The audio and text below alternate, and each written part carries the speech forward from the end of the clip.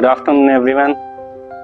मेरा नाम डॉक्टर मेघ सक्सेना है और आज मैं आप सबके सामने Ayushman Bharat health and wellness centre का मैनेजमेंट कैसे करना है, उसके अंदर क्या क्या चीज़ें होती हैं, क्या चीज़ें ज़रूरी होती हैं, कौन सी चीज़ें ज़रूरी नहीं होती हैं, उन सब बातों के बारे में ब्रीफली एक्सप्लेन करने के लिए आया हूँ।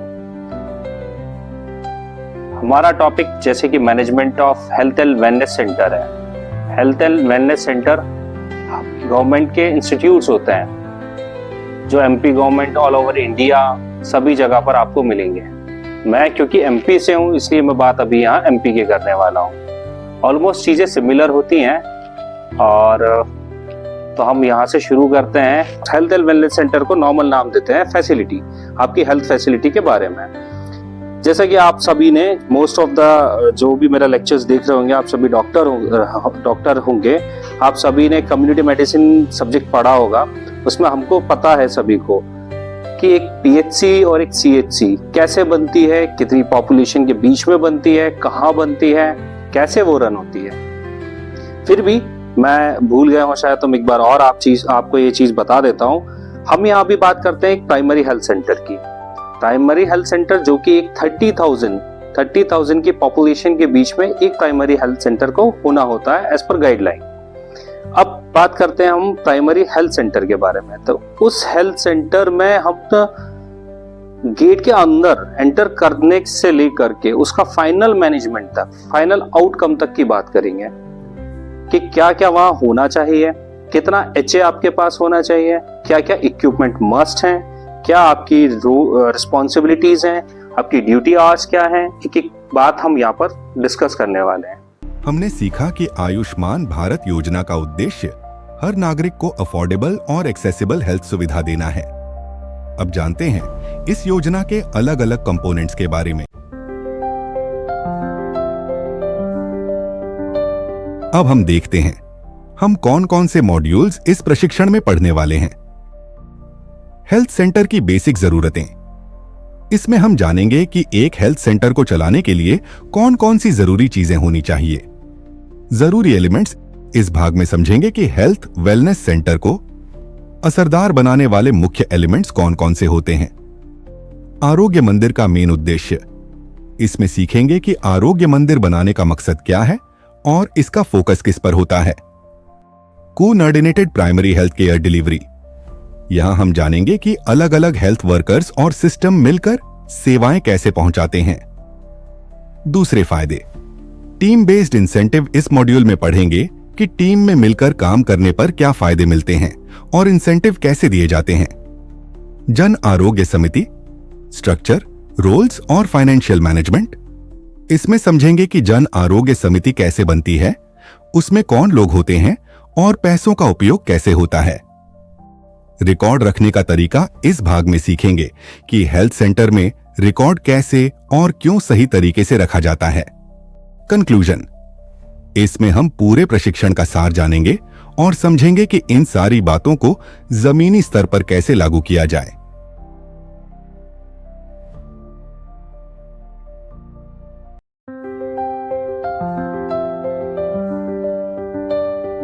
पहले शुरू करते हैं कि आपका हेल्थ एंड वेलनेस सेंटर में क्या क्या चीजें जरूरी होनी चाहिए।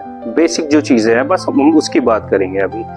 तो एक आपका इंफ्रास्ट्रक्चर होना चाहिए। इंफ्रास्ट्रक्चर में आपके पास क्या क्या चीजें होनी चाहिए। ऑब्वियसली हम ये तो बोलेंगे नहीं कि दो कमरे हैं हमारे पास और हम वहां पर एक हेल्थ इंस्टीट्यूट शुरू कर सकते हैं। तो हम बात करते हैं स्टार्टिंग से कि आपको क्या क्या चीजें वहां होनी चाहिए, जिसमें आप आपकी यूजुअल एक्टिविटीज और आपकी रिस्पॉन्सिबिलिटीज अच्छे से फुलफिल कर पाए। एक पेशेंट का सबसे पहले एंट्रेंस होना चाहिए और एक एग्जिट होना चाहिए। एग्जिट भी अलग होना चाहिए, एंट्रेंस भी अलग होना चाहिए। अब हम बात करते हैं एग्जिट से। अंदर आने के बाद हमको एक वेटिंग एरिया होना चाहिए जिस पर पेशेंट को अगर वेट करना पड़ रहा है तो उनको वहां पर बैठने की जगह मिल पाए।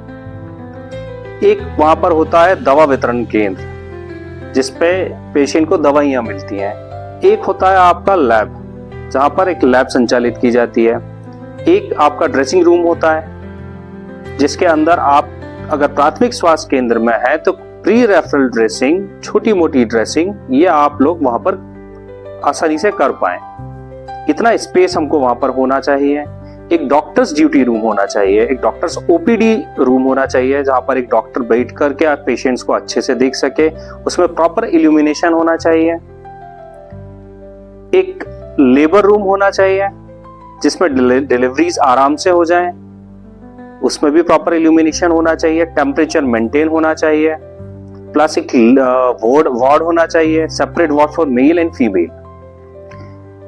यहां एमपी की बात करी जाए तो यहां हम देखते हैं वार्ड जो होता है वो सिंगल होता है, सेपरेट वार्ड नहीं हो पाता है, मेल के लिए अलग और फीमेल के लिए अलग। तो ऐसी सिचुएशन में हम खुद उसको डिवाइड कर सकते हैं थोड़ा सा स्पेस, क्योंकि मेल पेशेंट्स इतने होते नहीं हैं। अगर हम रूरल एरियाज की बात करते हैं वहां तो यूजुअली वहां डिलीवरी ज्यादा होती हैं, तो उसके लिए हम उसको थोड़ा सा सेपरेट कर देंगे, मेल को सेक्शन अलग बना देते हैं। और जो एएनसीज होती हैं और पीएनसीज जो होती हैं, जो हमारी गर्भवती महिलाएं होती हैं, उनके लिए हम उसको अलग से बनाया जा सकता है। ये बात हम कर रहे हैं एक प्राइमरी हेल्थ सेंटर की। अब आपने सुना होगा कि एक नया इनिशिएटिव लिया गया है एनसीडी क्लिनिक, जिसको हम बोलते हैं नॉन कम्युनिकेबल डिसीजेस क्लिनिक्स। वो भी एक कंपलसरी हो गया है कि अभी हर हेल्थ इंस्टीट्यूट में एक एनसीडी क्लिनिक होना ही होना है। एक स्पेस हम उसके लिए भी कहीं से अरेंज करेंगे। किसी के पास रूम सब वेकेंट नहीं है, बहुत सारी कंप्लेंट्स ऐसी भी आएंगी कि सर आपने तो इतना कुछ बता दिया है, तो हमारे पास तो 3 ही कमरे हैं, हम कैसे मैनेज करेंगे, या 4 कमरे। ठीक है, अगर ऐसा इशू आ रहा है तो एक सेपरेट कॉर्नर बना दो आप, उसको हम एनसीडी क्लिनिक तब भी वहां पर हम चला सकते हैं, क्योंकि हमको वहां स्क्रीनिंग करनी है, ज्यादा कुछ करना नहीं है। तो उसके लिए सेपरेट रूम की अगर रिक्वायरमेंट फुलफिल नहीं हो पा रही है तो हमको मैनेज हम कर सकते हैं, वो मैनेजेबल है। यहां बात थी हमारी इंफ्रास्ट्रक्चर की। यहां जरूरी है separate toilets for patients, male female अलग होना चाहिए। वार्ड में अगेन सेपरेट टॉयलेट होना चाहिए। एक लेबर रूम है, वहां पर भी सेपरेट टॉयलेट होना चाहिए। अगर पेशेंट्स को हम दवाइयां बांट रहे हैं, डिस्ट्रीब्यूट कर रहे हैं, तो वहां 3 रो होनी चाहिए, एक for male, one for male, another one is for female, और एक हैंडीकैप पर्सन्स के लिए होना चाहिए। अब ये कंप्लीट हो गया हमारा इंफ्रास्ट्रक्चर। अब हम बात करते हैं यहाँ पर एचए की, कि कितना स्टाफ आपको एक पीएचसी को रन करने के लिए, मिनिमम स्टाफ की बात हम यहाँ कर रहे हैं, होना चाहिए, जो मैंडेटरी है। तो यहाँ सभी को पता है जैसे कि एक पीएचसी 30,000 की पॉपुलेशन के बीच में आता है, ठीक है, हिली और ट्राइबल एरियाज में। और अर्बन एरियाज की बात करते हैं तो 50,000 की पॉपुलेशन में वो एक पीएचसी आ जाती है। उस पीएचसी के अंदर एक मेडिकल ऑफिसर वो होना जरूरी है, एक स्टाफ नर्स होना जरूरी है, एक लैब टेक्नीशियन होना जरूरी है, एक फार्मासिस्ट होना जरूरी है, एक एलएचवी होना जरूरी है, लगभग 5 एमपीडब्ल्यू वो होना जरूरी है, एक आपका आशा होना जरूरी है, जो उसको हम आशा सुपरवाइजर भी कह सकते हैं। ये बात हम कर रहे हैं प्राइमरी हेल्थ सेंटर की। इसके अंडर जो सब सेंटर आते हैं, यहाँ का स्टाफ अलग होता है, यहाँ का एचए अलग होता है, तो आप कंफ्यूज मत होइएगा। जो सब सेंटर है वो हम अभी डिस्कस नहीं कर रहे हैं, अभी हम प्राइमरी हेल्थ सेंटर को डिस्कस कर रहे हैं, जिसको हम आजकल नए नाम से भी जानते हैं आरोग्य मंदिर, जो कि रिस्पेक्टेड श्री नरेंद्र मोदी जी का नया इनिशिएटिव है। और उनके टारगेट के हिसाब से 1,50,000 हमको आरोग्य मंदिर बनाने थे इन ऑल ओवर इंडिया, जो कि हम अचीव कर चुके हैं। उससे और ऊपर हम बढ़ते जा रहे हैं और निरंतर हम ऊपर बढ़ते जा रहे हैं। तो हम अभी बात कर रहे हैं आरोग्य मंदिर की। अब ये आपका पूरा कंप्लीट एचए, जितना आपको स्टाफ चाहिए था वो हो चुका है। दूसरा आपका मैंने बताया इंफ्रास्ट्रक्चर, आपको क्या क्या चीजें चाहिए होती हैं वो हो चुका है। जब से आरोग्य मंदिर में बहुत पहले हम इसको प्राइमरी हेल्थ सेंटर भी कहते थे, आज की डेट में हम उसको आरोग्य मंदिर कहते हैं। आरोग्य मंदिर का इनिशिएटिव आपने पीएसएम में पढ़ा होगा, mode of prevention of diseases में, एक प्रीमोडियल, प्राइमरी, सेकेंडरी, टर्शरी। तो यहाँ बेसिकली हम प्रीमोडियल ट्रीटमेंट पे ज्यादा फोकस कर रहे हैं। एनसीडी क्लिनिक हम रन करते हैं, हम अर्ली डिटेक्ट करते हैं, अगर नॉन कम्युनिकेबल डिसीजेज होती हैं तो हम उसका ट्रीटमेंट करेंगे, हाई रिस्क अगर कोई होता है तो हम उसको डिफरेंशिएट करके अलग रखेंगे, उसको फॉलोअप पे रखेंगे। हम योगा पे इस बार ध्यान दे रहे हैं। हम योगा इंस्ट्रक्टर एक हमारे पास होता है, एक योगा रूम होता है, योगा रूम अगर खुले में भी है तो भी कोई इशू नहीं है, हमको योगा करना है, दैट्स इट। एक हर्बल गार्डन वो भी मस्ट हो गया है। तो ये सब कुछ जो अभी नया इनिशिएटिव यहाँ आया है वो सब कुछ आरोग्य मंदिर के अंदर आया है।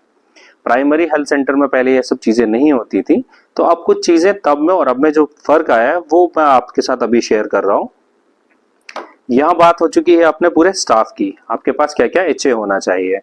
बहुत सारे क्वेश्चंस आ रहे होंगे अभी आपके मन में कि सर हमारे पास तो एक ही लैब टेक्नीशियन है, हम कैसे मैनेज करेंगे, कि हमारे पास तो सर एमपीडब्ल्यू 2 हैं, वो तो होते नहीं है, एक अटैच है, हम कैसे मैनेज करेंगे, 2 डॉक्टर हैं सर पर हमारे पास नर्सिंग स्टाफ नहीं है। तो इसके बारे में भी हम आगे जाके डिस्कस करेंगे कि आपको ऐसी सिचुएशन में अपना हेल्थ इंस्टीट्यूट कैसे रन करना है। और भी कई तरह की प्रॉब्लम फेस करते होंगे, मे बी शायद अपन आगे बढ़ते जाएं तो आप चीजें समझ पाएं।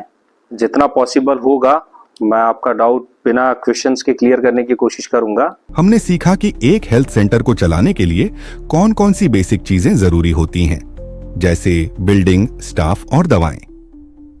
अब समझते हैं इसमें शामिल जरूरी एलिमेंट्स के बारे में।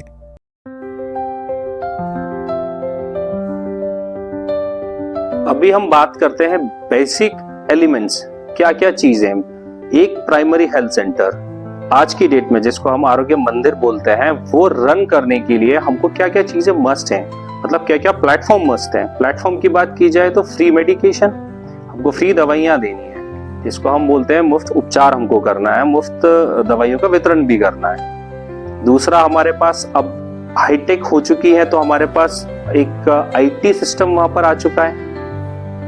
आपने सुना होगा टेलीमेडिसिन, वो एक अपना पास आ चुका है जिससे हम यहाँ बैठे बैठे एम्स के और भी कहीं बड़े दिग्गज डॉक्टरों से कंसल्टेंसी कर सकते हैं। एक हमारे पास फ्री डायग्नोस्टिक प्लेटफॉर्म होता है जिसमें हम डायग्नोसिस फ्री करते हैं और सारे टेस्ट हम उसमें फ्री करते हैं। और पहले जितने टेस्ट होते थे और अभी हम जब से इसको आरोग्य मंदिर में कन्वर्ट किया है तब से जो टेस्ट होते हैं उसमें काफी ज्यादा वेरिएशंस आ गए हैं। वेरिएशंस मतलब कम ज्यादा नहीं, चीजें बहुत ज्यादा बड़ी हैं।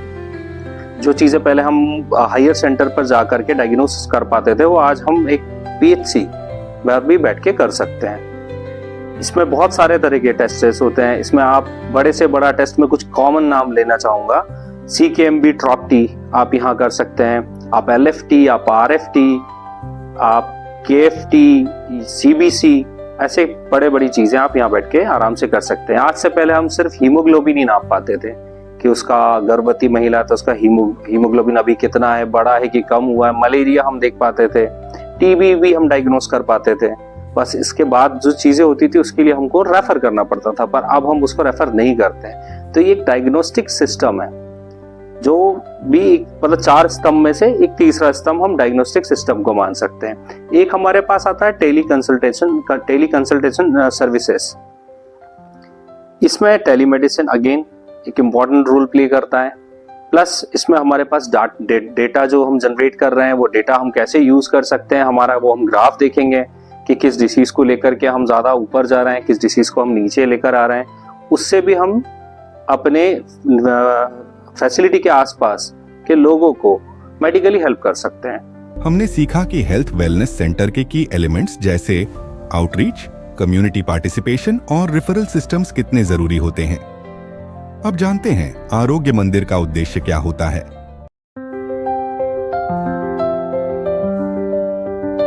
मेन ऑब्जेक्टिव आरोग्य मंदिर का जो है वो है अभी illness to wellness services for all peoples throughout the life cycle. मतलब इलनेस से लेकर के हम वेलनेस तक का पूरा सफर जो है अपने जितने भी आसपास के लोग हैं उनके लिए हम हेल्प करेंगे इस सफर को अचीव करने में। इसमें हमारे पास आता है प्रिवेंटिव हेल्थ केयर सिस्टम्स, एक आता है प्रोमोटिव हेल्थ केयर सिस्टम्स, एक आता है हमारा curative health care systems.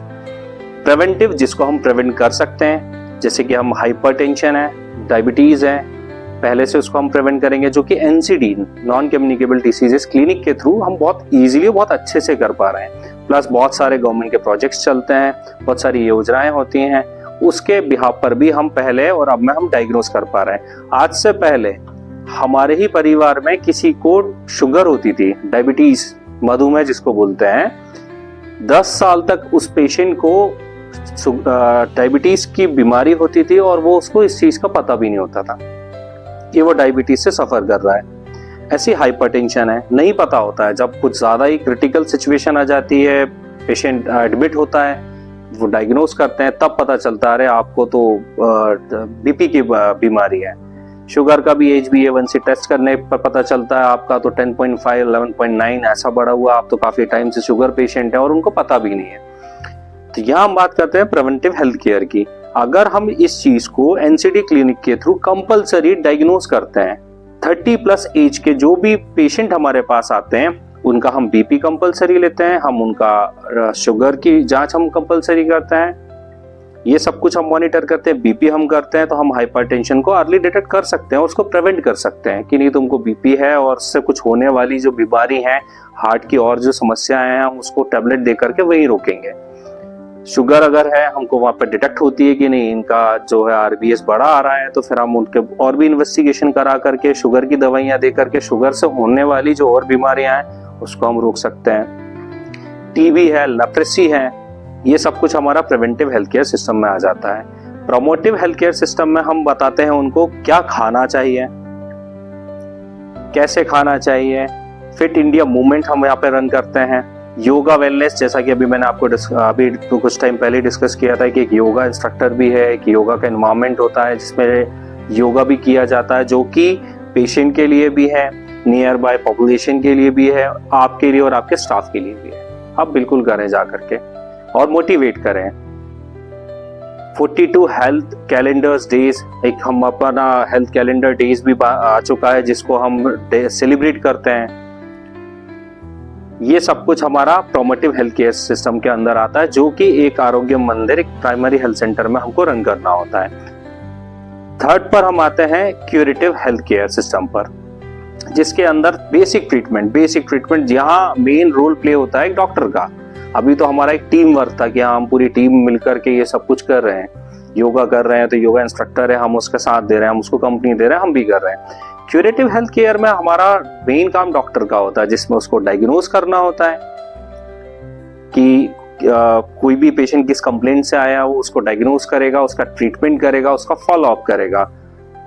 Follow up करने के बाद वो देखेगा कि हाँ उसके बाद भी उसका अगर ट्रीटमेंट जो हमने दिया उससे वो उसकी बीमारी में उसको कोई आराम है, रियायत है, या उसको कोई फर्दर इन्वेस्टिगेशन की जरूरत है, तो जो भी अगला स्टेप उसको लेना होगा उस वक्त वो अपने प्रेजेंस ऑफ माइंड से लेगा कि नहीं तुमको यहाँ नहीं, तुमको यहाँ जाना चाहिए या वहां जाना चाहिए या उन डॉक्टर को दिखाना चाहिए या उस बड़े अस्पताल जाना चाहिए, तुमको हम जिला चिकित्सालय की मदद लेनी चाहिए, तुमको सामुदायिक स्वास्थ्य केंद्र की मदद लेनी चाहिए, वहां पर जाइए, वहां पर आप टीबी यूनिट में जाइएगा, आपको टीबी मेरे को सस्पेक्ट हो रही है, आप मेंटल हेल्थ से सफर कर रहे हैं, आप जिला चिकित्सालय जाएं, वहां पे मेंटल हेल्थ डिपार्टमेंट में जाएं। ऐसे हमारा काम लास्ट में बस यहाँ आकर के खत्म होता है।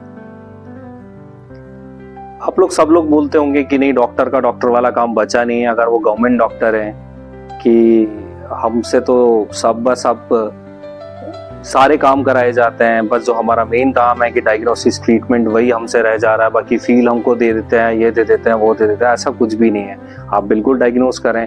आप एक्चुअली कंट्रोलिंग अथॉरिटी हैं आपके हेल्थ सेंटर और उसके इर्द गिर्द रहने वाली पॉपुलेशन की, तो आपको बस होल्ड करना है, होल्ड करके सही कमांड देना है। बाकी आपको पेशेंट्स देखने हैं और आपको सुपरवाइज करना है कि चीजें गलत हो रही हैं, नहीं हो रही हैं, सही हो रही है तो कितनी सही हो रही है, और सही हो रही है तो हमें अप्रिशिएट करना है। सिंपल है। और वो हफ्ते में अगर आप एक दिन भी देते हैं, एक दिन में आधा दिन भी देते हैं, तो मेरे ख्याल से वो सफिशिएंट है। हमने सीखा कि आरोग्य मंदिर का मकसद लोगों को होलिस्टिक और प्रिवेंटिव हेल्थ सर्विस देना है। अब समझते हैं कोऑर्डिनेटेड तरीके से हेल्थ केयर डिलीवरी कैसे की जाती है। यहाँ बात हम करते हैं coordination primary health care delivery systems के बारे में। रोल ऑफ आपका ABSWC टीम मेंबर्स। तो हेल्थ एंड वेलनेस सेंटर में आपके पास कोऑर्डिनेशन आप किस किस से करेंगे। सपोज आप एक मेडिकल ऑफिसर हैं, एक प्राइमरी हेल्थ सेंटर में बैठे हुए हैं, तो आपको किस किस को साथ लेकर के चलना है, किस किस के साथ कोऑर्डिनेट करना है। यहाँ बड़ा इंटरेस्टिंग एक नाम आता है जिसको हम कम्युनिटी हेल्थ ऑफिसर बोलते हैं, CHO।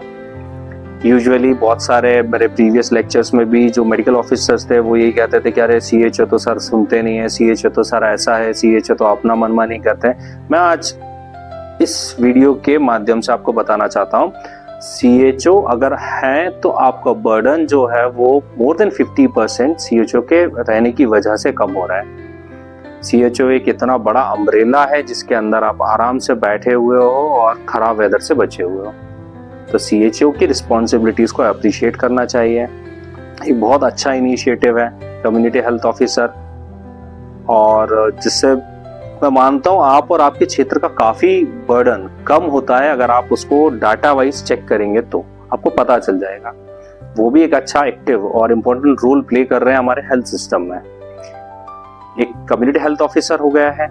कम्युनिटी हेल्थ ऑफिसर के भी अगेन रिस्पॉन्सिबिलिटीज हैं, आशा उसको मॉनिटर करना, आशा सुपरवाइजर से कोऑर्डिनेट करना, अपना जो PHC है, प्राइमरी हेल्थ सेंटर, आरोग्य मंदिर है, उसके मेडिकल ऑफिसर से कोऑर्डिनेट करना, वहां से सारा सब कुछ, वो एक ब्रिज है आपके PHC से लेकर के एक छोटे से गांव को कनेक्ट जो करता है, वो है एक आपका हेल्थ एंड वेलनेस सेंटर जो कि CHO रन करता है। वो एक ब्रिज बना करके कम्युनिटी हेल्थ ऑफिसर चल रहा है। उसके और भी रिस्पॉन्सिबिलिटीज हैं, यहाँ हम बात CHO की नहीं करेंगे अभी।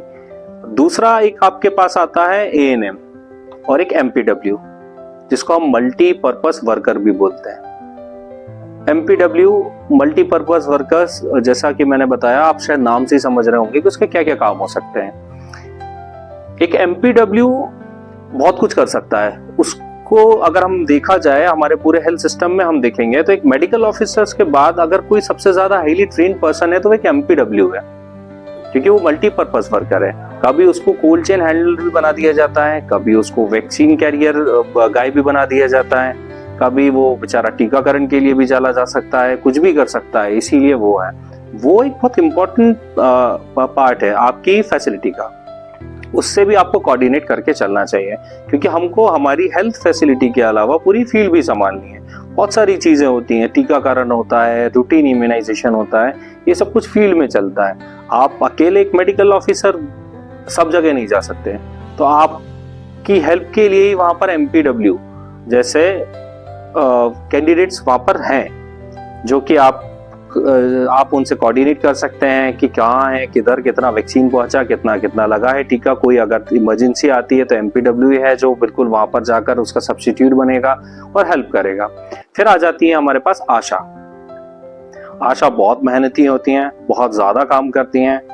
कभी हमने उनके साथ एक दिन नहीं बिताया। एक बार आप अगर मेडिकल ऑफिसर हैं तो एक 24 घंटा ड्यूटी आवर्स के टाइम पर 24 आवर्स, जब उस बीच में जितनी भी ड्यूटी आवर्स होते हैं, एक आशा कार्यकर्ता के साथ जरूर स्पेंड कीजिए।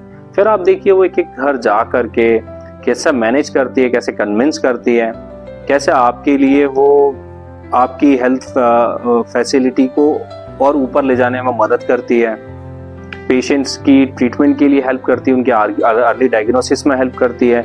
एक गर्भवती महिला है, उसकी चारों जांच जो होनी है उसकी रिस्पॉन्सिबिलिटी आशा लेती है। अगर वो हाई रिस्क है तो उसको पहुंचाना, आप तो सजेस्ट कर देंगे बीइंग अ डॉक्टर की नहीं यार तुम हाई रिस्क हो, तुम्हारा ऑपरेशन से ही बच्चा हो सकता है, नॉर्मल डिलीवरी की चांसेस बिल्कुल कम है, आप जाओ इधर जाओ, या आपको खून की कमी है आप जा करके तुरंत सिविल हॉस्पिटल जाएं, वहां पर खून चढ़वाइए, आप ये बोल सकते हैं। लेकिन एक आशा ही है जो उसको पेशेंट को वहां से ले जा करके एक BT ब्लड ट्रांसफ्यूजन तक, खून चढ़ने तक, आखिर तक वहां पर उसके साथ खड़ी रहती है। ये आपके कोऑर्डिनेटिंग पार्टनर्स हैं। अगर आप एक संस्था रन कर रहे हैं, आप एक आरोग्य मंदिर में एज अ प्रभारी बैठे हुए हैं, तो आपको इन सब के साथ ही मिलकर के काम करना होगा, और करना से आपकी और चीजें बहुत ज्यादा सॉल्व होती जाएगी। इसमें हम यूजुअली पॉपुलेशन जो होती है अपने पास, अपनी फैसिलिटी के आसपास, फॉर एग्जांपल हम लेते हैं एक आरोग्य मंदिर है, कोई सा भी XYZ कुछ भी ले लेते हैं, उसकी पॉपुलेशन हम मानते हैं अराउंड 37,000, जिसके अंदर सब सेंटर 4 सब सेंटर हम मान लेते हैं कि 4 सब सेंटर भी आते हैं। उस पॉपुलेशन को भी हमने डिफरेंशिएट किया है। उसमें हमने वुमेन्स एंड चाइल्ड डेवलपमेंट अलग निकाल दिया है, उनके लिए कि वुमेन्स और चाइल्ड के लिए हम अलग ही चीज़ें रन करेंगे, अलग वे में सोचेंगे, अलग योजनाएं हैं उनका लाभ उनको मिलना चाहिए। दूसरा हमारा यूथ अफेयर एंड स्पोर्ट्स, उसको भी हम इनकरेज करते हैं। हम स्कूलों में जाते हैं, हम स्कूलों में हमारी टीम भी भेजते हैं। आयुष की हम हेल्प लेते हैं। RBSK के डॉक्टर जिनको जाना जाता है वो भी जाते हैं हर स्कूल में। वो भी यूथ होता है, चिल्ड्रंस होते हैं, स्कूल गोइंग जो स्टूडेंट्स होते हैं, उनके लिए, उनके ट्रीटमेंट के लिए, उनके अर्ली डायग्नोसिस के लिए सारा सब कुछ वो लोग भी अच्छा रोल प्ले करते हैं। और फिर हम मोस्ट इम्पॉर्टेंट है एजुकेशन। लास्ट में हम उनको एडुकेट भी करते हैं कि क्या तुम्हें खाना चाहिए, क्या तुम्हें करना चाहिए, कैसे तुमको ट्रीटमेंट अगर यहाँ नहीं समझ में आता है तो कहाँ पर जाके कंसल्ट करना चाहिए, ये सब कुछ हम एडुकेट करते हैं। आप सबसे रिक्वेस्ट है, अगर आप इस चीज को और अच्छे से और अपनी नॉलेज से समझना चाहते हैं तो एक आयुष्मान भारत पोर्टल करके पोर्टल है ऑनलाइन, आप एक बार वो जरूर सर्च कीजिएगा, लिंक आपको मिल जाएगी, वो एक बार देखिएगा। उस पोर्टल में आपको पूरी जानकारी पता चल जाएगी कि आपकी रोल्स एंड रिस्पॉन्सिबिलिटीज क्या है, उसमें आपको क्या डेटा फिल करना है और सब कुछ पूरा सार PHC का वो पोर्टल आपको दे देगा। हमने सीखा कि कैसे अलग अलग हेल्थ वर्कर्स और सिस्टम्स मिलकर पेशेंट को बेहतर सेवा देते हैं। अब जानते हैं टीम बेस्ड इंसेंटिव के फायदे। सबसे रिक्वेस्ट है, अगर आप इस चीज को और अच्छे से और अपनी नॉलेज से समझना चाहते हैं तो एक आयुष्मान भारत पोर्टल करके पोर्टल है ऑनलाइन, आप एक बार वो जरूर सर्च कीजिएगा, लिंक आपको मिल जाएगी, वो एक बार देखिएगा। उस पोर्टल में आपको पूरी जानकारी पता चल जाएगी कि आपकी रोल्स एंड रिस्पॉन्सिबिलिटीज क्या है, उसमें आपको क्या डेटा फिल करना है और सब कुछ पूरा सार PHC का वो पोर्टल आपको दे देगा। अगला क्वेश्चन ये आता है कि सर हम एक अकेले डॉक्टर होने के नाते और हम इतना सब कुछ है, इतना फील्ड मैनेज करेंगे, सब सेंटर मैनेज करेंगे, पेशेंट को भी देखेंगे, नई ड्यूटीज भी करते हैं, सब कुछ करते हैं, उसके बाद हमको क्या मिलता है? हमको सैलरी मिलती है। सर सैलरी तो बहुत कम होती है, सैलरी तो और भी बहुत सारे लोगों को मिलती है, सेम पे में उनको इतना अच्छा होता है, सेंट्रल ऐसा पे करती है, वैसा पे करती है, ओके फाइन है। आपको शायद कुछ चीजें नहीं पता जो मैं आज आपको बताता हूँ। हमें सैलरी के अलावा इंसेंटिव भी मिलता है, जिसको हम टीम बेस्ड इंसेंटिव बोलते हैं, जिसपे हमारा किसी का ध्यान नहीं गया। हमारा सिर्फ मंथ के 1-2 तारीख को वो फोन पर मैसेज आता है कि इतना अमाउंट क्रेडिट हो गया है बस, और हम यहाँ खुश हो जाते हैं कि सैलरी आ गई है। आपके पास टीम बेस्ड इंसेंटिव है जो आपको गवर्नमेंट पे करती है। आप जो ये सब कुछ आप करेंगे, जो कुछ आप हेल्थ फैसिलिटीज को इम्प्रूव करने में अपना योगदान देते हैं, आप जो पेशेंट देखते हैं, आप वो जो डेटा लाकर देते हैं, वो सब कुछ, अगर आप OPD आपकी 1500 पर मंथ देते हैं, अच्छे पेशेंट को आप देखते हैं, मैक्स टू मैक्स पेशेंट को आप देखते हैं, आप रेफरल रेट कम रखते हैं, आपका इंसेंटिव मिलता है, जिसको हम टीम बेस्ड इंसेंटिव बोलते हैं। और जो आपके कार्य क्षमता पर है, कितना कार्य आप करोगे उतना आपको मिलता जाएगा। Based on attendance team based incentive अगर हम देखा जाएगा तो हम बात करते हैं जैसे CHOs की। CHOs में अगर अटेंडेंस के बेसिस पे तो उनकी बेसिक पे हो जाती है, जो कि अराउंड 60% होता है उनके सैलरी का, अटेंडेंस के बेसिस पे कि डेली आ रही है या नहीं आ रही है। बाकी 40% जो एक CHO का है वो सब कुछ उसको बेस्ड ऑन परफॉर्मेंस मिलता है, कितना वो परफॉर्म कर रही है, कैसा वो डेटा लेकर आ रही है, सब कुछ आ रही है या आ रहा है। तो CHO जब ये चीज कर सकता है, CHO के पास है, वो अपनी सैलरी जो है वो एक उससे ऊंचे अधिकारी जो भी है, उसके ऊंचे जो भी कर्मचारी हैं वहां तक पहुंचा सकता है, तो आप भी बिल्कुल कर सकते हैं। बस एक बार आपका जो टीम बेस्ड इंसेंटिव मिलता है आप उसको एक बार जरूर देखिएगा। बहुत सारे लोग नहीं जानते हैं इसके बारे में और शायद नहीं उनने कभी इस पर ध्यान दिया होगा। ये आयुष्मान भारत पोर्टल आप खोलेंगे तो आपको इसकी इंफॉर्मेशन मिलेगी, इसीलिए मैंने आपको बोला था बहुत जरूरी, एक बार जरूर देखना आप इसको।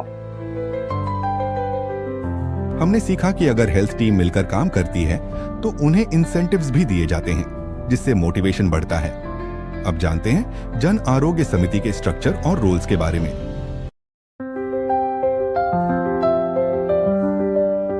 अब बात करते हैं कि नहीं ठीक है, आप डॉक्टर हैं, आपने चलिए पेशेंट देख लिया, आपने CHO के साथ कोऑर्डिनेशन बिठा लिया, आपने सब सेंटर के साथ कोऑर्डिनेशन बिठा लिया, सारा सब कुछ कर लिया। अब हम यहाँ बात करते हैं फंडिंग्स की कि सर पैसा, संस्था को रन करने के लिए पैसा चाहिए, बिल्कुल चाहिए, एग्री करता हूँ। बिना पैसे के कैसे ये सब कुछ पॉसिबल है, कैसे मिलेगा? तो आपको पता ही होगा कि अभी पहले हमारे पास रोगी कल्याण समिति का खाता होता था। यहाँ हम बात कर रहे हैं प्राइमरी हेल्थ सेंटर की और सब सेंटर की बात कर रहे हैं। अभी हम सिविल हॉस्पिटल, DH यहाँ की बात नहीं कर रहे हैं। तो एक प्राइमरी हेल्थ सेंटर हो गया और एक सब सेंटर हो गया। इसमें फंड जो आता है पहले रोगी कल्याण समिति के में आया करता था, जिसका करता धरता BMO होते थे आपके, और एक आप खुद ही होते थे स्वयं। यूजुअली मोस्ट ऑफ द रोगी कल्याण समिति में एक मेडिकल ऑफिसर ही लीड करता था। अब नया खाता खुलना शुरू हो चुका है या खुल चुका है, इवन खुले हुए काफी टाइम हो गया। अब उसी पे चीजें रन हो रही हैं, जिसको हम बोलते हैं जन आरोग्य समिति। और ये एक समिति भी है जो बनाई जाती है, एक ऑफिशियल समिति, एक ऑफिशियल टीम है जिसमें आप हैं, आपका हेल्थ डिपार्टमेंट है और आपके लोकल कोई भी जनप्रतिनिधि वो इन्वॉल्व है, लोकल के और भी लोग इन्वॉल्व हैं, आपके नियर बाय जो फैसिलिटीज हैं, other department like education, like PWD and all, वो लोग भी इसमें इन्वॉल्व होते हैं। तो ये सब कुछ मिला करके एक समिति बनाई जाती है, जिसका एक सेपरेट खाता बैंक में खोला जाता है, जिसको हम बोलते हैं जन आरोग्य समिति खाता। अब हम बात करते हैं जन आरोग्य समिति में कितने मेंबर्स होने चाहिए, जो कि कंपलसरी हैं। तो प्राइमरी हेल्थ सेंटर की बात करते हैं तो जन आरोग्य समिति में सबसे पहले आ जाएगा आपका अध्यक्ष, चेयरपर्सन जिसको हम बोलेंगे। अध्यक्ष जो होगा वो आपका जिला पंचायत सदस्य या जनपद पंचायत सदस्य में से कोई एक होगा, वो हो जाएगा आपका अध्यक्ष। दूसरा आपका आ जाएगा को चेयरपर्सन, उपाध्यक्ष जिसको हम बोलते हैं। तो उपाध्यक्ष कौन होगा? अब आप लोग सोच रहे होंगे यार उपाध्यक्ष तो एक मेडिकल ऑफिसर होना चाहिए, अध्यक्ष के बाद तो वही आएगा। तो ऐसा नहीं है, वो आपके BMO होंगे, कंट्रोलिंग अथॉरिटी, जो block medical officers, community block medical officer जो होंगे वो रहेंगे आपके उपाध्यक्ष, जिनको हम को चेयरपर्सन भी बोलते हैं। उसके बाद आते हैं आपके सचिव, जिसको हम मेंबर सेक्रेटरी भी बोलते हैं। वो रहेगा आपका मेडिकल ऑफिसर, एक PHC का इंचार्ज। ये 3 कंपलसरी होना ही होना है। जो हम चेक साइन करते हैं, वो जो चेक जो भी आप इन्वेस्टमेंट कर रहे हैं आपकी फैसिलिटी के लिए पे कर रहे हैं, वो जो चेक आप साइन करते हैं उसमें 2 लोगों के साइन मस्ट है, कंपलसरी है, जो कि एक हो गया अध्यक्ष, दूसरा आपका हो गया आपका मेंबर सेक्रेटरी, जो कि हो गया सचिव, जो आप खुद स्वयं है, खुद एक डॉक्टर होता है। इसमें और भी मेंबर ऐड हो सकते हैं, जैसे आपके डिपार्टमेंट में अगर आयुष डिपार्टमेंट है तो आयुष मेडिकल ऑफिसर AMO भी हो सकता है, दूसरा कोई मेडिकल ऑफिसर है वो भी इसमें हो सकते हैं। सीनियर स्टाफ नर्स में रहेंगे, सपोर्टिव सुपरवाइजर हो जाता है, सेक्टर सुपरवाइजर है, ये आप उसमें रहेंगे। ब्लॉक लेवल ऑफिसर जो होते हैं स्कूल डिपार्टमेंट के, उसको भी आप ले सकते हैं block level officer. DWS department, PWD department के ब्लॉक लेवल के ऑफिसर्स, ये सब 2 सिविल सेक्रेटरी, ये सारे सब कुछ इसमें हम इंक्लूड कर सकते हैं। जितना हमारे पास सुविधाएं, जितना हमारे पास अपॉर्चुनिटीज हैं, आपके पास अगर PWD डिपार्टमेंट वहाँ है तो आप वहाँ के लोगों से हेल्प ले सकते हो, उनको अपनी कमिटी में ऐड कर सकते हो। अगर आपके पास एजुकेशन डिपार्टमेंट है, कोई स्कूल है पास में, तो आप उन टीचर्स की हेल्प ले सकते हैं। तो वो सब कुछ आपकी समिति के मेंबर्स होते हैं, जिसकी हमको मंथली मीटिंग लेनी होती है, मंथली उसका रिकॉर्ड हमको मेंटेन करना होता है, सेपरेट रजिस्टर होता है। वो आप एक्सप्लेन करेंगे तो बहुत ज़्यादा टाइम लग जाएगा, तो बस अभी हम बेसिक बातों पे चलते हैं। प्राइमरी हेल्थ सेंटर और उसके बारे में, जिसको आरोग्य मंदिर भी बोल रहे हैं, उसी के बारे में बात करेंगे। ये आपके PHC का जो पूरा जैस होता है, जन आरोग्य समिति होता है, उसके पूरे सारे मेंबर हो गए। दूसरा जैस जन आरोग्य समिति का खाता एक प्राइमरी हेल्थ सेंटर में खुलता है, दूसरा आपका सब सेंटर में खुलता है। सब सेंटर में फिर कौन कौन से मेंबर होंगे? अगेन उसमें एक चेयरपर्सन होगा, एक को चेयरपर्सन होगा, एक सेक्रेटरी होगा। सब सेंटर में आपका चेयरमैन जो होता है वो होता है सरपंच, जो भी वहां का हेडक्वार्टर का सरपंच होगा, सरपंच रहेगा। को चेयरपर्सन में अगेन मेडिकल ऑफिसर आ जाएंगे, क्योंकि आपके आरोग्य मंदिर के सब सेंटर नीचे ही रन कर रहा है, तो आप उसके को चेयरपर्सन हो जाएंगे। फिर तीसरे मेंबर सेक्रेटरी आते हैं, जो कि एक CHO खुद होता है। अगेन उसमें भी मल्टीपर्पज वर्कर, बहुत सारे मेंबर जो उनकी संस्था के होते हैं, आशा कार्यकर्ता होती हैं, आशा सुपरवाइजर होती हैं, सेक्टर सुपरवाइजर है, वो हो जाएंगे। आसपास के डिपार्टमेंट के और भी जो गवर्नमेंट ऑफिसर्स, गवर्नमेंट एम्प्लॉइज हैं, उनको भी वो ऐड कर सकते हैं। ऐसे करके ये पूरा टीम बनती है, जिसको हम बोलते हैं जन आरोग्य समिति। रोल्स एंड रिस्पॉन्सिबिलिटीज आपकी जन आरोग्य समिति का क्या क्या काम है, तो बहुत ज्यादा जरूरी है। समिति तो हमने बना ली, ठीक है, हमने पूछ लिया कि हाँ एक टीचर है वो भी आ गए, अब वो काम क्या करेगी समिति? समिति सब कुछ करेगी, पर हमारे दिमाग में एक चीज आती है कि यार समिति का तो काम कुछ नहीं होता है, सिर्फ फंड निकालना है हमको, क्योंकि हमको एक कंस्ट्रक्शन का काम करना है या रेनोवेशन का काम करना है या फिर कुछ भी XYZ कुछ भी काम करना है, ये चीज हमको नहीं लानी है, इसीलिए हमारे पास जैस की समिति होना जरूरी है। नहीं, जन आरोग्य समिति बैठेगी, जन आरोग्य समिति तय करेगी कि हमको इस फैसिलिटी के हित में या मरीजों के हित में क्या क्या अच्छे इनिशिएटिव हम ले सकते हैं, वो हमको डिस्कस करना है। इनिशिएटिव में हमारे पास कितना खर्च लग सकता है वो हमको वहां डिस्कस करना है, प्लस कहाँ कितने कम में और किस पर्सन से वो ये चीज हो सकती है, कितने कम खर्च में हो सकती है, वो भी समिति का काम होता है। पूरी समिति का सिर्फ पैसा निकालना, फंडिंग करना, फंडिंग को आगे पीछे भेजना यही नहीं है, पूरी टीम बेस्ड काम होगा, उसका पूरा रिकॉर्ड मेंटेन होगा। आज दिनांक इतनी तारीख को हमारे द्वारा मीटिंग रखी गई, मीटिंग में ये विशेष निर्णय लिए गए। निर्णय में हमने पाया कि हमको अतिरिक्त पानी पीने की व्यवस्था करनी चाहिए, जिसके हेतु हमने एक वाटर फिल्टर या वाटर कूलर की डिमांड करी है। ये खत्म हो गया। आज दिनांक इतनी तारीख को या उसी दिनांक या फिर अगली मीटिंग में अगले टीम में हमने डिस्कस किया कि हम फला 3 वेंडर हैं जिनसे हम ये चीज ले सकते हैं। जो भी उस वेंडरों का हम कोटेशन इस दिनांक तक लेकर आएंगे। इस दिनांक को कोटेशन आया, कोटेशन आने के बाद हमने उसमें से जो भी सबसे कम प्राइस वाला था और जो भी सबसे कम सस्ता सुंदर टिकाऊ जो आइटम था वो हमने उसमें से चूज किया। चूज करने के बाद हमने उसको आज इस चेक के माध्यम से इस दिनांक को पे किया। ये कंप्लीट एक परचेसिंग या एक फंडिंग को इन्वेस्ट करने का प्रॉपर तरीका है। यही कंप्लीट चैनल है, इसको आपको फॉलो करना चाहिए, वो करना पड़ेगा, क्योंकि ये सारा डाटा जो है वही आपको शो करेगा कि आप आपका खाते से कितना पैसा निकालें, क्यों निकालें, किन किन के बीच में निकालें, किस किस पर्पज से निकालें। अब बात आती है कि सर ठीक है, हमने पैसा तो ले लिया, टीम बैठ गई है, हमने सारा कुछ कर लिया, वेंडर भी लिया है, सब कुछ लिया है, पर हम कहाँ इसको इन्वेस्ट कर सकते हैं, कहाँ हम खर्च सकते हैं, कहाँ नहीं खर्च सकते। तो यहाँ मैं आपको बताता हूँ कि कहाँ आप आपका जैसे क्या क्या चीज़ों में आप इन्वेस्ट कर सकते हैं। जैसे हमने बात करी थी स्टार्टिंग में कि आपकी हेल्थ फैसिलिटी में एक पेशेंट वेटिंग एरिया होना चाहिए, एक कॉरिडोर है, एक एग्जिट है, एक एंट्री है, LT का रूम होना चाहिए, लैब होना चाहिए और एक लेबर रूम होना चाहिए, separate led bath for patients male and female. इसके अलावा मैं आपसे पूछता हूँ, क्या एक फैसिलिटी में हमारे पास जैसे हम एक जिम खोल सकते हैं या फिर हम एक सेपरेट रूम बना लेते हैं अलग से टेरेस पर, जिससे कि हमारा जो NCD क्लिनिक है वो नहीं चल रहा था तो हमने सेपरेट ऊपर बना लिया अलग से। हम ये सब बिल्कुल नहीं कर सकते हैं। हमको सिर्फ जैस के पैसों से रेनोवेशन का काम करना है कि हाँ वो बारिश हुई थी, उस बारिश में ये दीवार क्रैक आ गई तो हम उसको क्रैक को भर सकते हैं, वो दीवार टूट गई है तो हम उसको रिपेयर कर सकते हैं। कोई भी बड़ा स्टैंड अगर आपको लेना है, कोई भी बड़ा इंफ्रास्ट्रक्चर के साथ छेड़खानी करनी है जो कि पेशेंट के हित में है, जो कि वहाँ के लोगों के हित में है, तो उसके लिए आप आपकी हायर अथॉरिटी से डिस्कस करेंगे। आपके जिले में आप ये बात कहेंगे कि अगर ऐसा हो जाएगा तो बहुत अच्छा है, मेरे पास पानी की क्राइसिस है, मेरे पास पानी स्टोर करने की जगह नहीं है, तो मैं एक टैंक बनवाना चाहता हूँ। टैंक बनवाने के लिए आप मुझे परमिशन दे दीजिए, क्या मैं उसको अपने जैस जन आरोग्य समिति के खाते से बनवा सकता हूँ?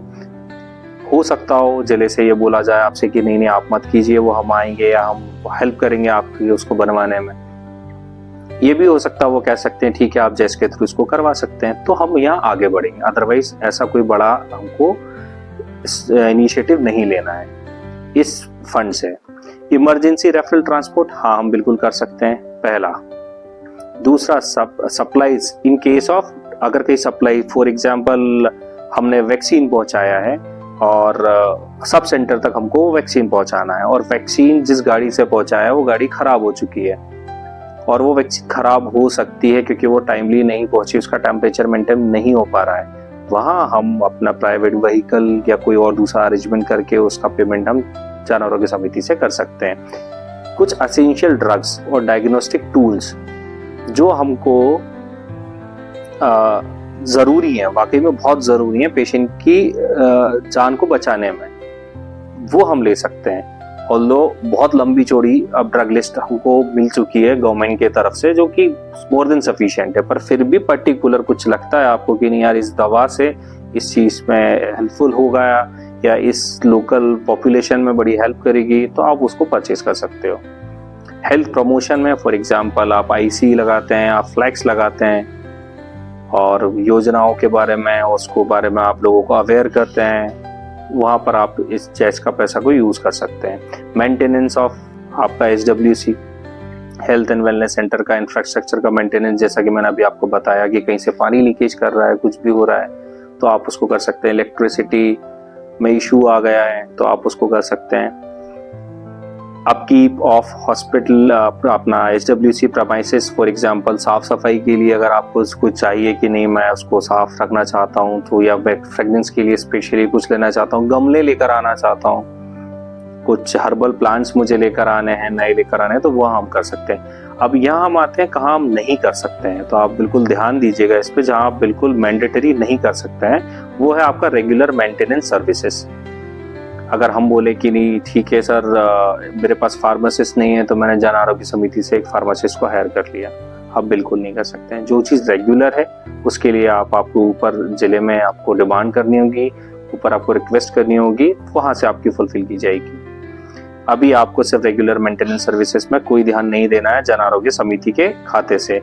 Cost of human resources and personal like खुद के खर्चे पे कि नहीं साहब मुझे गाड़ी चाहिए थी आने जाने के लिए, मेरे पास 4 व्हीलर नहीं है, तो मैं गर्मी बहुत होती है तो मैंने कार ले ली, वो आप बिल्कुल नहीं कर सकते हैं। Purchase of drugs reagents equipments not listed, जो लिस्ट में नहीं है। एक कंडीशन जो मैंने बताई थी कि आप ड्रग्स ले सकते हैं वो तब ले सकते हैं कि जो कि वाकई में मैंडेटरी है कि हाँ इससे आप किसी की लाइफ को बचा रहे हैं, वो आप बिल्कुल परचेज कर सकते हैं। अदर देन उसके अलावा कुछ भी नहीं। तो कोई दूसरा ड्रग फॉर एग्जांपल अगर आपको बीपी के लिए अम्लोडिपिन है वो गवर्नमेंट सप्लाई करती है, फिर भी आप उसको परचेज कर रहे हो, खरीद रहे हो, तो वो नहीं करना है आपको जन आरोग्य समिति से। Expenses on activities for which resources and provisions already exist, already आपके पास कुछ सर्विसेज चल रही हैं लेकिन फिर भी आप उस पर खर्च कर रहे हैं। जैसे आपके पास NCD क्लिनिक आप रन कर रहे हैं, NCD क्लिनिक में आपके पास एक BP इंस्ट्रूमेंट रखा हुआ है, फिर भी हम 2 BP इंस्ट्रूमेंट और सेपरेट लेकर के आ रहे हैं, तो वो हमको नहीं करना है।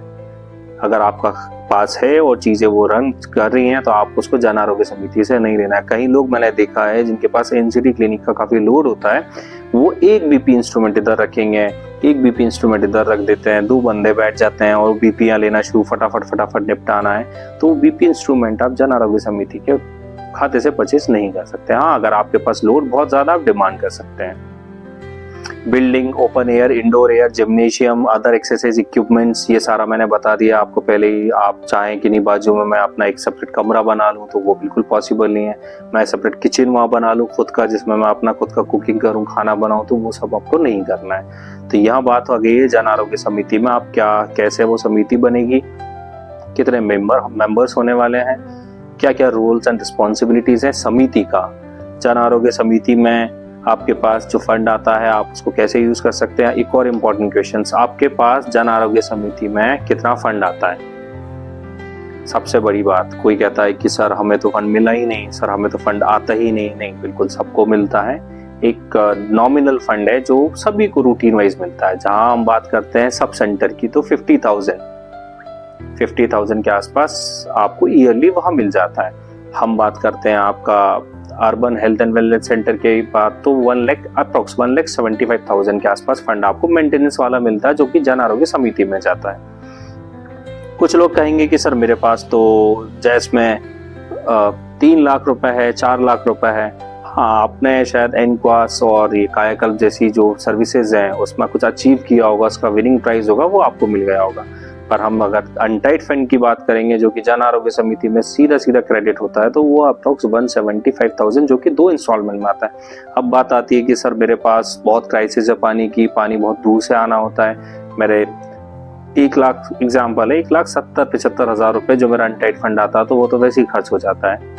उसके अलावा मैं कुछ कर ही नहीं पाता हूँ। बिल्कुल, आप अगर आपके पास 2 बार अनटाइड फंड आया है और आपको और ज़रूरी है, आप नहीं कर पा रहे हैं, और कई बार होता है ऐसी सिचुएशन बन जाती, तो आप बिल्कुल डिमांड कर सकते हैं, आपको इसके ऊपर भी फंड मिलेगा।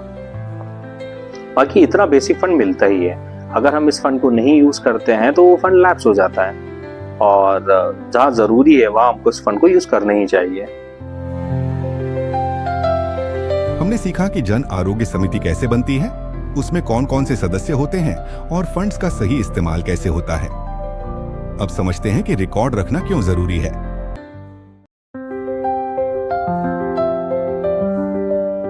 अब बात आता है अपना एक हेल्थ एंड वेलनेस सेंटर और ये अपना प्राइमरी हेल्थ सेंटर PHC, उसको मैनेज करने के लिए सबसे इम्पोर्टेंट होता है आपका रिकॉर्ड कीपिंग।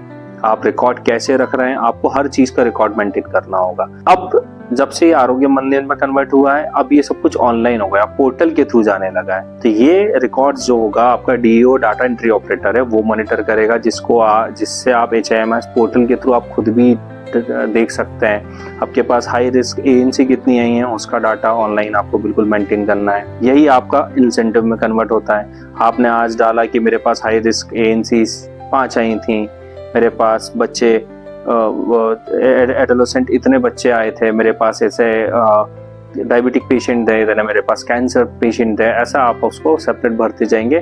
फिर लास्ट में जब आपका टीम बेस्ड इंसेंटिव आपको मिलने वाला होगा, जिसकी गाइडलाइन अलग है, तो उसमें सभी जैसे पूरा हॉस्पिटल में जितने भी स्टाफ है सबको अलग अलग अमाउंट मिलता है अपने अपने कार्य क्षेत्र के हिसाब से।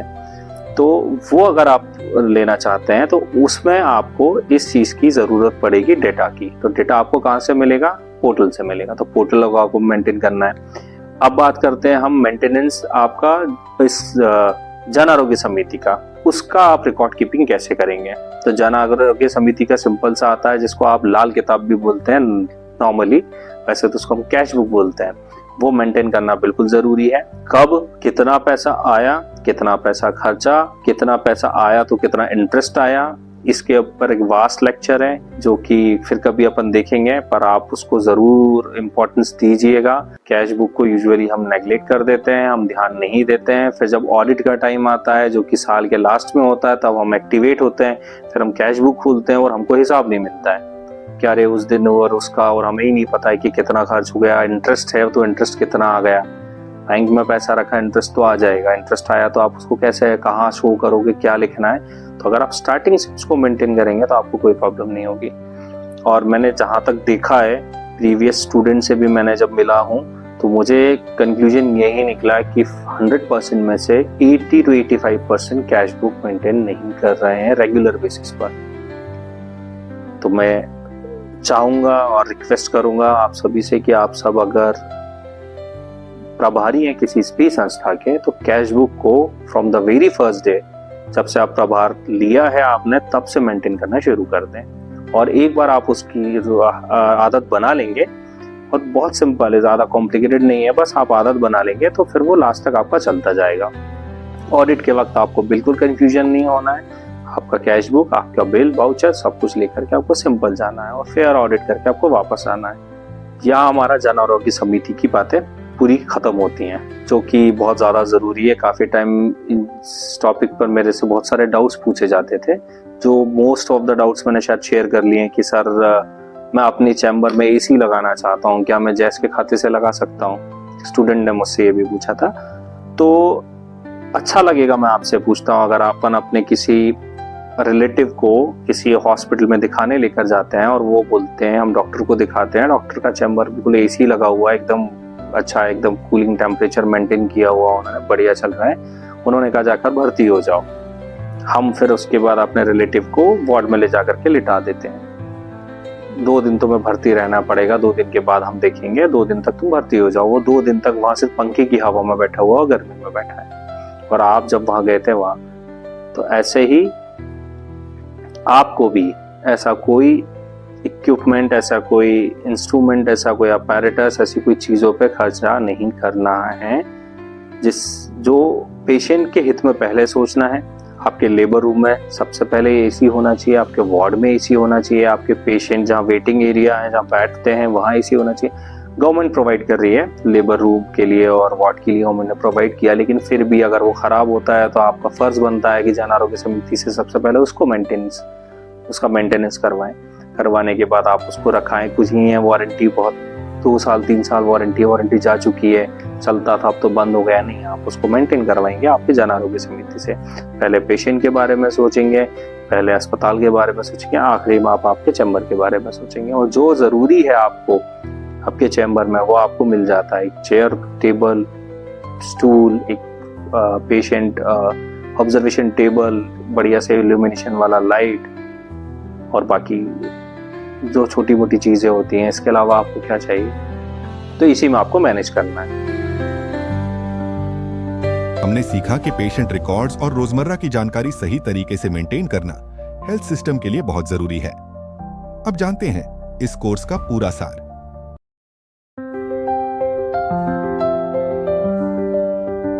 हम आउटकम पर आते हैं। ये सारा सब कुछ हम कर रहे हैं, हम डेटा मेंटेन कर रहे हैं, हम फील्ड में भी जाते हैं, हम फील्ड को सुपरवाइज करते हैं, हम ब्रिजिंग का काम भी कर रहे हैं। और इससे आउटकम हमको क्या मिलेगा? पहला, जो आपको पसंद आएगा, आपको इंसेंटिव, एक्स्ट्रा पे, एक्स्ट्रा पैसा मिलेगा। आपकी फैसिलिटी का नाम होगा, आपकी फैसिलिटी ऊपर जाएगी, आपकी फैसिलिटी के नाम से आपका नाम होगा कि भाई वो संस्था प्रभारी थे, उन्होंने तो बहुत अच्छा कर दिया। पॉपुलेशन कवरेज को आप ज्यादा से ज्यादा इम्प्रूव कर पाओगे। जितनी मैक्स टू मैक्स पॉपुलेशन को आपने कवर कर लिया कि नहीं, यहाँ पे 99% लोगों का हमने बीपी और शुगर की स्क्रीनिंग कर ली है, जो कि बिल्कुल, और आपको पता भी नहीं है और आप कर देते हैं। आप बस डेली एनसीडी आप कंपलसरी कर दीजिए, 30 ईयर ओल्ड का कंपलसरी कर दीजिए, ये सारा सब कुछ होना है। और आप धीरे धीरे आप तो 3, 4, 6, 8, 9, 10 महीने में आप आपकी पूरी पॉपुलेशन एक ना एक दिन 30 साल से ऊपर वाला हर एक शख्स आपकी संस्था में आएगा, आकर के कुछ ना कुछ दिखाने बिल्कुल आएगा। आप उसको वहीं पर करके और आप पूरा 100% स्क्रीनिंग कर सकते हैं। तो इम्प्रूव पॉपुलेशन कवरेजेस हम इसमें कर सकते हैं। Reduce out of pocket expenditure, जेब से ज्यादा और इन चीजों पे से ज्यादा। जैसे पेशेंट है, पेशेंट का आपने बात किया, उसका आपने शुगर है, पहले डायग्नोस कर दिया आपको, उसने अपनी संस्था से आपने उसको फ्री में दवाइयाँ या सरकारी दवाइयाँ, कम दाम में दवाइयाँ दिलाना शुरू कर दी। जांचें उसको अब बता दी हैं, मुफ्त होती हैं, फ्री होती हैं, उसका पैसा यहाँ पे आपने बचाना शुरू कर दिया। इम्पैक्ट क्या आएगा? इम्पैक्ट आता है इसमें सारा सब कुछ, improve population health outcome, increased responsiveness. ये छोटी सी बात थी जो एक मेडिकल ऑफिसर, जो संस्था प्रभारी होगा या फिर एक कम्युनिटी हेल्थ ऑफिसर होगा, वो ये चीज फेस करेगा एक फैसिलिटी को रन करने में। यहाँ कंक्लूजन हमको सिर्फ इतना ही है, जैसा कि मैंने बताया, आपका इंसेंटिव, आपका पर्सनल जो है, दूसरा आपके फैसिलिटी का नाम, तीसरा आपका नाम, चौथा मैक्स टू मैक्स पॉपुलेशन आप कवर कर लेंगे। कैसे कर लेते हैं आपको भी नहीं पता होता, बस आपका डेली रूटीन जो आपको चीजें दी गई हैं, रिस्पॉन्सिबिलिटी दी गई है, बस उसको आप फुलफिल करते जाइए। आप पॉपुलेशन को भी इम्प्रूव कर सकते हैं, पॉपुलेशन की हेल्थ को इम्प्रूव कर सकते हैं। आप स्क्रीनिंग करके उन चीज़ों को फिल्टर कर सकते हैं, अलग अलग कर सकते हैं। ऐसे करके आपका मोटा जो लास्ट में जो निकलता है सारांश, जिसको हम बोलते हैं, वो सारांश यही निकलेगा। हेल्दी एंड वेल्दी एनवायरनमेंट, आपका भी, आपकी फैसिलिटी का भी और आपकी नियर बाय पॉपुलेशन का भी। बेसिक डाउट्स जो मुझसे पूछे जाते हैं यूजुअली, वो फंड को लेकर पूछे जाते थे, जो कि मैंने आपको बताया है। कुछ लोग मुझसे पूछते थे कि सर हमारे पास जन आरोग्य समिति के जो चेयरपर्सन है, अध्यक्ष, वो हमारी सुनते नहीं है और वो आनाकानी करते हैं या वो कुछ हिंट करते हैं हमें किसी अलग वे में, वो आप समझ रहे हैं, तो उसका कोई हमें सोल्यूशन बताइए। तो ठीक है, अगर वैसा कुछ है, आपको लगता है कि नहीं आपका कॉपरेशन नहीं चल पा रहा है, तो इसीलिए को चेयरपर्सन बीच में बैठा हुआ है कि किसी को नहीं पता आज तक, वो उनसे इनसे बहस करता रहता है, लेकिन को चेयरपर्सन उपाध्यक्ष भी है वहाँ। उपाध्यक्ष का सबसे बड़ा रोल है, आप उपाध्यक्ष से जाके चीजें शेयर कीजिए कि सर हमको ये प्रॉब्लम फेस करनी पड़ रही है। उपाध्यक्ष उस चीज का सोल्यूशन निकालेंगे। सोल्यूशन वो अपने लेवल पे कैसे भी निकाल सकते हैं जो कि हित में होगा। जरूरी होगा तो वो अध्यक्ष बदलने की रिक्वेस्ट कर सकते हैं, जरूरी होगा तो वो अध्यक्ष को कन्विंस कर सकते हैं। और भी छोटे मोटे डाउट्स आते हैं जो मुझे अभी याद नहीं आ रहे हैं, क्योंकि हम अभी वीडियो के माध्यम से जुड़े हुए हैं। और आपको एक शॉर्ट वीडियो पूरा, मतलब जो कंक्लूजन है, वो उसकी लिंक मैं आपको शेयर करा दूंगा इसमें, तो आप उसको एक बार अच्छे से देखिएगा। ये रिस्पेक्टेड पीएम प्रधान मोदी सर का बहुत प्यारा, बहुत अच्छा और बहुत वास्ट इनिशिएटिव है, और जो कि टारगेट से बहुत अच्छे से और बहुत तेजी से आगे की तरफ बढ़ते जा रहा है, और इसका इम्पैक्ट इवन हम भी आज की प्रैक्टिकल लाइफ में देख पा रहे हैं। तो आप वो वीडियो जरूर देखिएगा, ठीक है। और मैं यहाँ अपनी बात खत्म करता हूँ। हमने सीखा कि कैसे HWC और जनभागीदारी मिलकर आयुष्मान भारत के विजन को रियलिटी बना सकते हैं। अब आप इस जानकारी को ग्राउंड लेवल पर लागू कर सकते हैं।